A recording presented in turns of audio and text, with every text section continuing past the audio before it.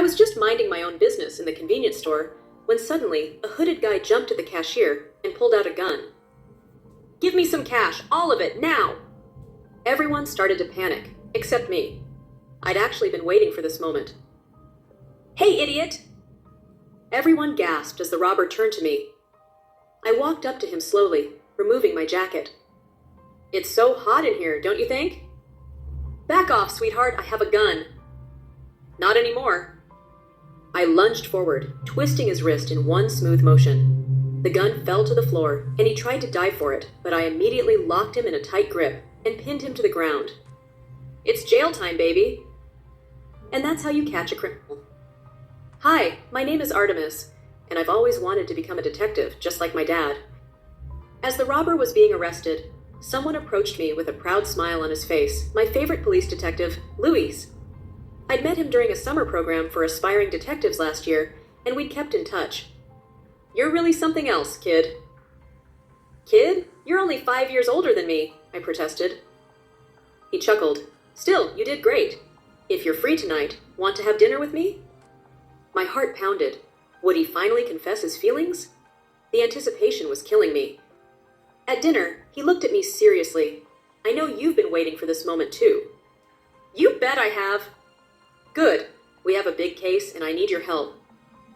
My face dropped. "Oh.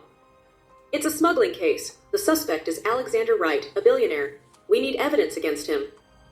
"And how can I help?" "Wright is looking for a fake girlfriend. We need you to get close to him, gain his trust, and find proof of his crimes." I hesitated. A mission like this would be risky, but at the same time, I'd been training for this moment all my life. Mission accepted. Louis prepared my fake identity, and after some background checks, I was chosen as Alexander Wright's new girlfriend. I was excited about this mission, but little did I know I was about to get involved in the biggest mess ever. I was escorted to Wright's luxurious penthouse the next day. The moment I stepped in, I knew this wouldn't be easy. The place was enormous, with surveillance cameras everywhere. My heart raced as I scanned my surroundings. I had to be careful. A butler led me into a massive living room, where a tall, intimidating man was sitting with a glass of whiskey. He was in his late 30s, but his presence was overwhelming. "You must be Artemis." His deep voice sent shivers down my spine. "At your service, sir." He gestured for me to sit. "I don't like wasting time, so let's get to the point. I need a woman who can accompany me to events and keep the media entertained. In exchange, you'll be compensated generously." "Understood, but why hire someone? Surely a man like you could have any woman he wants." He smirked.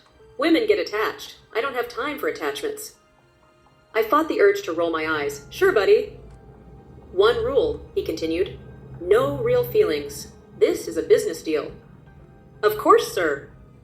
Just then, he stood up and walked toward me. His icy blue eyes locked onto mine.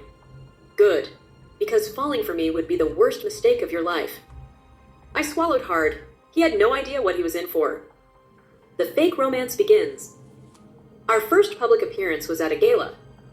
I wore a stunning red dress, and the moment we stepped inside, all eyes were on us. "Smile," he whispered. I did, linking my arm with his as if we were the perfect couple. He played his role well, gentle touches, stolen glances, but I could tell it was all calculated. As the night progressed, I excused myself to powder my nose and slipped away to investigate.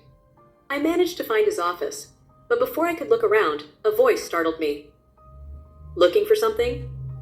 I turned, only to find Alexander leaning against the doorframe, watching me. "Just admiring your taste in decor," I lied. He stepped closer, closing the door behind him. "Is that so?"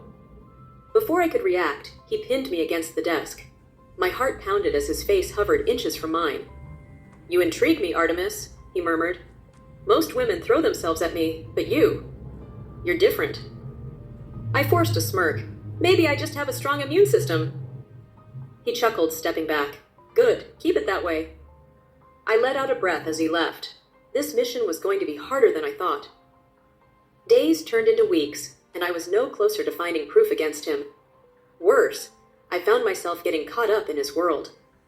Alexander wasn't just cold and calculating. There were moments when he let his guard down, and I saw glimpses of a man who had been deeply hurt before. One night, after an event, he took me to a rooftop. "Why are you doing this?" I asked. He stared at the city lights. "Because love makes people weak, and I refuse to be weak again."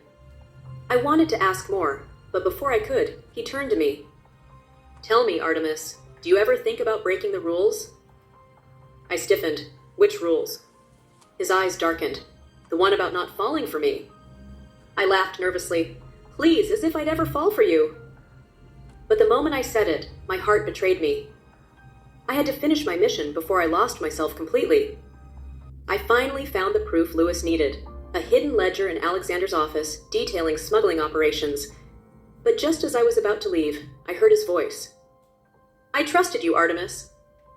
I froze. He was standing at the doorway, his expression unreadable.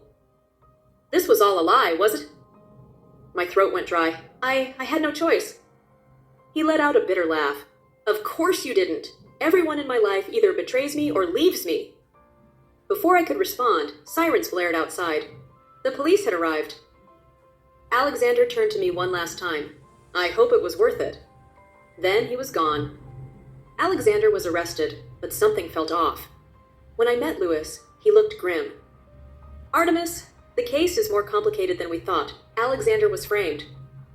My stomach dropped. "What?" Lewis sighed. "We arrested the wrong man." Guilt consumed me. I had destroyed an innocent man's life. And worst of all, I realized too late that I had broken the one rule I wasn't supposed to. I had fallen for him,